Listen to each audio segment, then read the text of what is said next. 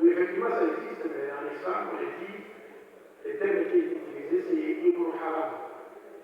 Ibn Haram, littéralement, le fils de l'illicite.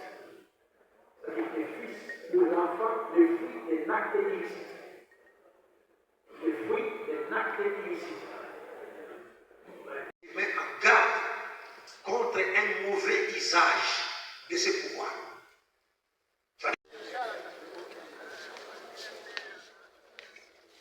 Ok, je te rappelle après. Ok. Oui, maman. D'accord.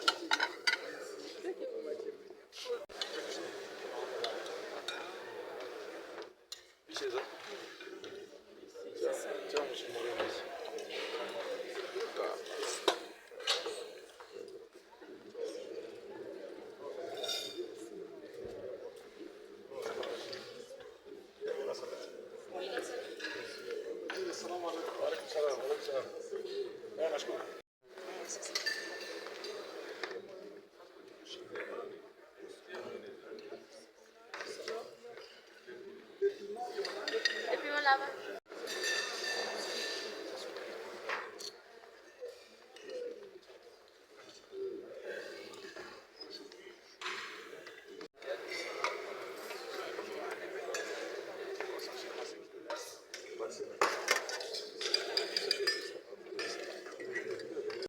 Disons d'abord la fête de mouton, ou la tabaski, communément appelée la tabaski, fait partie des 3 fêtes musulmanes. Parce qu'en islam, il n'y a que 3 fêtes. Comme je l'avais dit lors de mon exposé, il y a une première fête qui sanctionne donc la fin du mois de Ramadan. Il y a une seconde fête donc, qui est celle-là, la tabaski. Et puis la troisième fête, c'est le jour du vendredi, est considéré comme étant une fête en islam. Alors la tabaski a une particularité parce que c'est une fête qui est liée au personnage d'Abraham, qui est reconnu par les juifs, les chrétiens et les musulmans comme étant le père des croyants et le père des prophètes et aussi le centre des vertus humaines.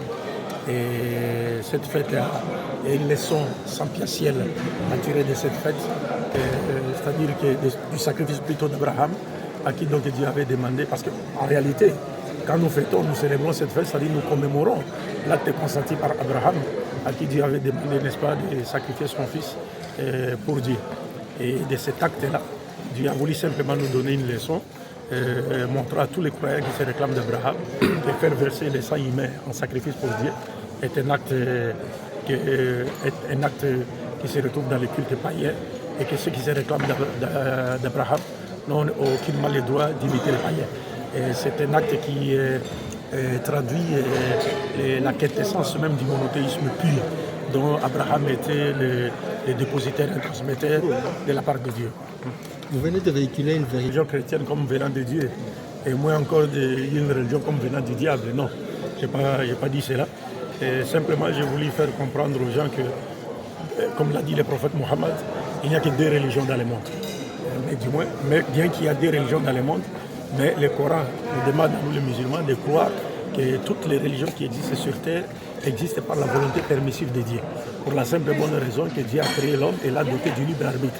Donc il a le pouvoir de choisir entre croire ou ne pas croire, entre faire le bien ou ne pas faire le bien. Alors cela est, mais le prophète nous montre qu'il n'y a que 2 grandes religions, celle de Dieu et celle de Satan. C'est-à-dire la religion de Dieu invite l'humanité à se soumettre à sa volonté. Et vous vous rappellerez que tous les prophètes, y compris Jésus-Christ, sont venus pour enseigner la volonté de Dieu à leurs peuples respectifs. Donc le Christ disait, ne pensez pas que je sois venu faire ma volonté, mais la volonté de celui qui m'a envoyé. C'est ce qu'on appelle en arabe l'islam, c'est-à-dire faire la volonté de Dieu. Et la seconde raison, c'est celle du diable qui consiste donc à détourner l'humanité des vouloirs divins. Et j'ai voulu faire comprendre à l'assistance que l'islam n'est pas une religion étrangère, autre que celle qui a été enseignée par les prophètes qui ont été envoyés avant Mohammed. Non. Il n'y a qu'une seule religion qui a été prêchée par tous les prophètes. Donc en un mot, il n'y a qu'une seule religion que Dieu a destiné à toute l'humanité, mais que cette religion a connu plusieurs dispensations prophétiques dans l'espace et dans le temps. Oui. Évidemment, c'est ce que notre cher docteur Abdelmajid venait de vous dire tout à l'heure. Il a fait une synthèse de tout ce qui s'est passé. Mais moi, j'aimerais juste rappeler une chose. Vous savez, cette fête de Tabaski, peut-être certaines personnes, le commun des mortels, pensent que c'est juste une occasion pour les musulmans de se partager des beaux morceaux de mouton. Et voilà, donc c'est une fête qui a une signification assez profonde et spirituelle, qu'à chaque fois que les musulmans le font, et oui, nous le faisons à la dernière mois de l'année, au dernier mois de l'année, je voulais dire. Donc, au moment où nous clôturons l'année lunaire, nous faisons cette célébration. Le calendrier islamique. Donc, ce que nous venons de faire, c'est comme la bonne année du 31 décembre chez les chrétiens, donc le calendrier grégorien. Donc, nous clôturons notre année avec cette célébration. Mais une célébration qui nous rappelle ou qui rappelle le monothéisme pur. C'est même sur ce monothéisme-là que fondait la foi d'Abraham. Et raison pour laquelle nous, les musulmans, nous restons monothéistes, et notre monothéisme n'est pas un monothéisme déguisé ou... non, notre monothéisme, il est pur. Il est pur et clair. Nous n'adorons qu'un seul Dieu sans l'associer à qui que ce soit ou à quoi que ce soit. Et nous reconnaissons tous les messagers et prophètes véritablement envoyés par Dieu. C'est même le symbole du monothéisme, l'acte que Dieu avait recommandé à Abraham.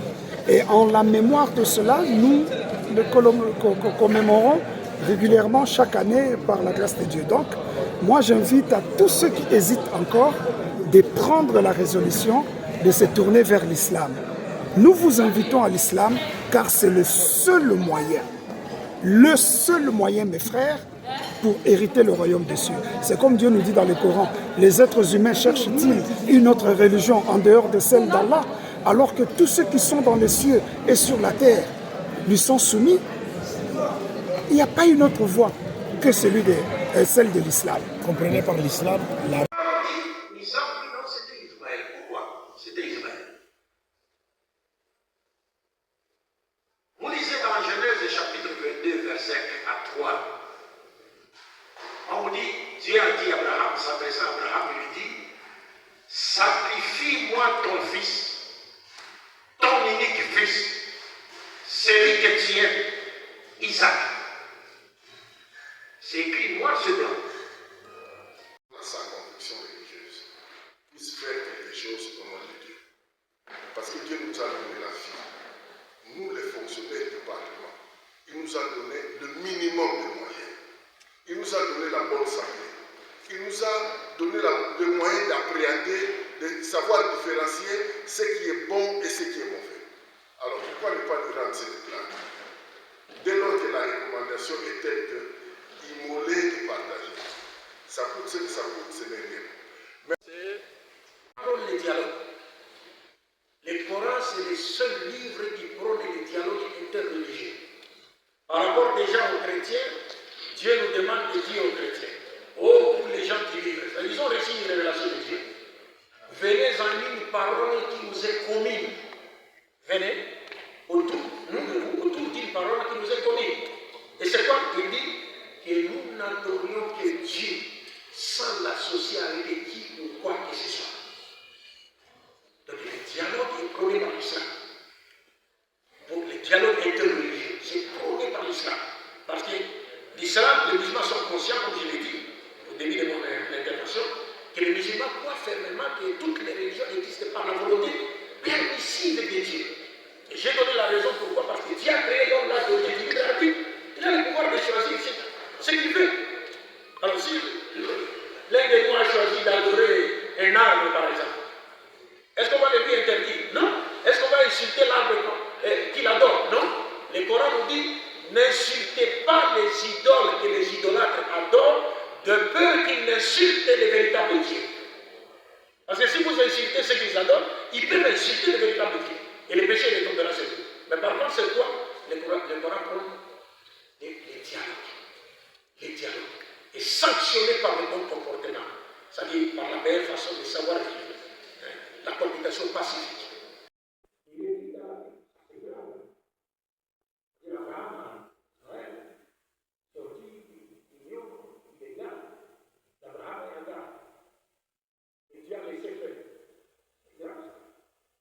Or, nous voyons dans la Bible de Genèse 12, de Genèse 20, que les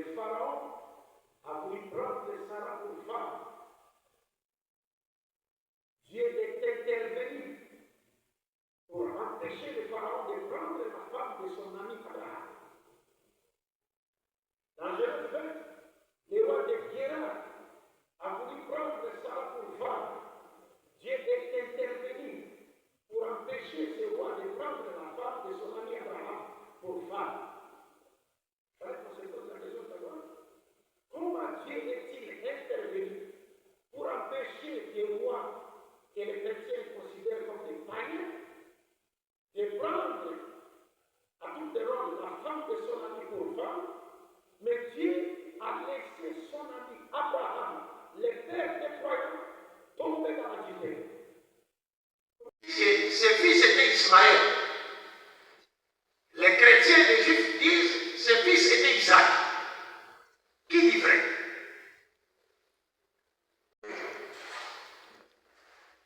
Une telle déclaration n'a jamais existé dans aucun livre révélé. Que Dieu, parlant d'une quelconque religion, a dit j'ai choisi telle religion pour qu'elle soit votre religion. Ça n'existe pas. Mais dans le Coran, Dieu dit j'ai choisi l'islam comme votre religion. L'islam qui veut dire soumission à la volonté de Dieu. Pourquoi? Parce que quand on parle de soumission à la volonté de Dieu, cette religion vient et demande aux êtres humains ou à l'humanité de reconnaître et d'attester l'existence de leur Seigneur et Créateur pour désavouer l'athéisme. 2. L'islam demande aux êtres humains de reconnaître et d'attester l'unicité absolue de leur Créateur pour se dissocier de l'idolâtrie et du polythéisme sous toutes leurs formes. Par leur langue, alors que leur cœur est loin de la croyance. Et ça, Dieu n'en a pas besoin. Donc on n'a pas le droit de forcer les gens à croire en Dieu. Parce que on va y arriver. Il n'y a pas exception ici à tout égard de cet exercice. Vous avez accepté volontiers. Et vous avez pu connaître la version islamique.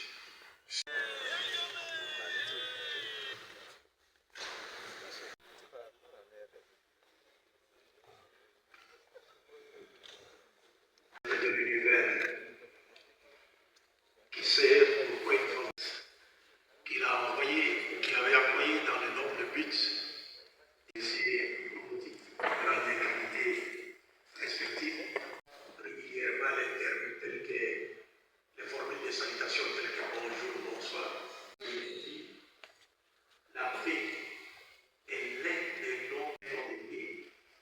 Vous savez, tous les noms de Dieu, chaque message de Dieu, utiliser ce nom de Dieu verset